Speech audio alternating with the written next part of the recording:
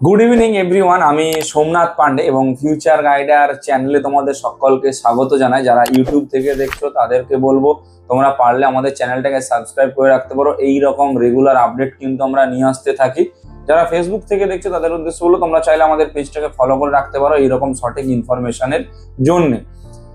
তো থাম্বনেলে তোমরা ঠিকই দেখেছো যে 40 থেকে 50 লাখের মধ্যে ভারতবর্ষের মধ্যে, হ্যাঁ বন্ধুরা, ভারতবর্ষের মধ্যে 40 থেকে 50 লাখের মধ্যে কোথায় অ্যাডমিশন নেবে এবং এটা কি আদৌ সম্ভব অ্যাডমিশন নেওয়াটা, নাকি এর পেছনে নিশ্চয়ই কোনো খারাপ উদ্দেশ্য রয়েছে।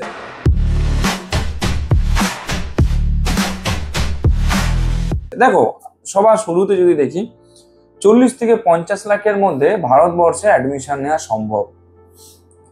অনেক ক্ষেত্রে পেরেন্টসরা ভাবে কি যে 40 থেকে 50 লাখের মধ্যে অ্যাডমিশন নিতে গেলে স্কোর প্রচুর লাগে। না, স্কোর সেই ক্ষেত্রে প্রচুর লাগে না।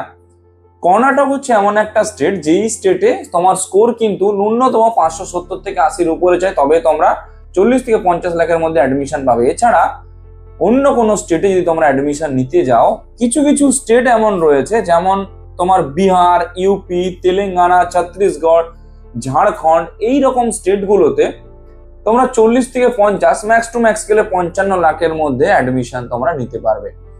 এমবিবিএস পড়ার যে স্বপ্নটা তোমরা এই কটা স্টেট থেকে লো স্কোরেও পূরণ করতে পারবে। স্কোরটা তাহলে কত প্রয়োজন? স্কোরটা অবশ্যই থাকা প্রয়োজন 200 থেকে 250-র মধ্যে। যদি তোমাদের স্কোর 200 থেকে 250-র মধ্যে থাকে তাহলে সেই ক্ষেত্রে তোমরা 40 থেকে 50 লাখের মধ্যে, ম্যাক্স টু ম্যাক্স গেলে 55 লাখের মধ্যে ভারতবর্ষ থেকেই এমবিবিএস কমপ্লিট করতে পারবে। অনেক কলেজ রয়েছে, যেমন আমি যদি কলেজ বলি, বিহারের ক্ষেত্রে লর্ড বুদ্ধা, মাতা গুজরি, কাটিহার, তারপরে তোমার ধরে রাখো যদি ইউপির ক্ষেত্রে বলি, ইউপির ক্ষেত্রে কিছু কিছু ভালো কলেজ যেমন মায়ো আছে, রামা আছে, হিন্দ আছে, গ্রেটার নয়ডা আছে, নয়ডা ইন্টারন্যাশনাল আছে। যদি ঝাড়খণ্ডের দিকে বলি, লক্ষ্মী চন্দ্রবংশী মেডিকেল কলেজ আছে। যদি ছত্তিশগড়ের দিকে বলি, তোমার Raipur institute of medical science রয়েছে, শঙ্করাচার্য আছে, বালাজি, এবং প্রত্যেকটা কলেজই যথেষ্ট পুরনো কলেজ, আমাদের ওয়েস্ট বেঙ্গলের থেকে পুরনো কলেজ। শুধু তাই নয়, পড়াশুনো, ফ্যাকাল্টি সবগুলোই দুর্দান্ত। এবারে অনেক পেরেন্টসদের একটা কোয়েশ্চেন থাকে যে 40 থেকে 50 লাখের মধ্যেই কি শুধু কলেজের ফিস, না আরো হিডেন কিছু ফিস রয়েছে? হিডেন কোনো ফিস হয় না। যারা ফিসটাকে কমিয়ে বলে কলেজের ফিসের থেকে, তাদেরকে হিডেন ফিস দিয়ে ওই যে ফিসটা কলেজ দিয়ে রাখে সেইটা মেক আপ করতে হয়। এছাড়া আলাদা করে কোনো হিডেন ফিস থাকে না। কলেজে যা ফিস রয়েছে সেই ফিসটাই তোমরা পে করবে এবং হোস্টেল ফিস যা রয়েছে হোস্টেল ফিস পে করবে।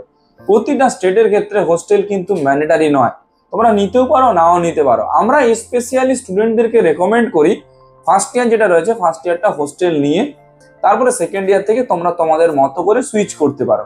যদি হোস্টেলে থাকবে তো হোস্টেলে থাকতে পারো, যদি বলো যে পিজিতে থাকবে তাহলে পিজিতে থাকতে পারো, যদি বলো যে না আমি বাইরে কোথাও ফ্ল্যাট নিয়ে থাকবো 4-5টা বন্ধু মিলে, তাও করতে পারো। তাহলে কলেজের যা ফিস রয়েছে তার থেকে কম ফিসে অ্যাডমিশন হয় না? অবশ্যই হয়। 5 থেকে 7% কিন্তু রিডাকশন থাকে, এর কিন্তু বেশি থাকে না। তবে এই যে রিডাকশনটা, এটা একটা নির্দিষ্ট টাইম পিরিয়ড পর্যন্ত থাকে। সেই টাইম পিরিয়ডের পরে আবার কলেজের ফিসের উপরে কিন্তু তোমার হচ্ছে যে রেটটা চাপে, যে কতটা রেট ফাইনাল দাঁড়াচ্ছে। এবং এমবিবিএস এর অ্যাডমিশন কোনোদিনও ডাইরেক্ট অ্যাডমিশন হয় না, সব সময় কাউন্সিলিং এর থ্রু দিয়ে অ্যাডমিশন হয়। অ্যালটমেন্ট লেটার প্রথমে পেতে হবে, অ্যালটমেন্ট লেটার পাওয়ার পর অ্যাডমিশন নিতে পারবে, তার আগে কিন্তু পারবে না। Not possible to take admission in any college. ভিডিওটা কেমন লাগলো একটু জানিও। অ্যাডমিশন রিগার্ডিং যদি কারো কোনো হেল্প লেগে থাকে তোমরা আমাদের কল বা হোয়াটসঅ্যাপ করতে পারো, আমরা রয়েছি তোমাদের সব রকম দিক থেকে গাইড করে দেওয়ার জন্য। Thank you.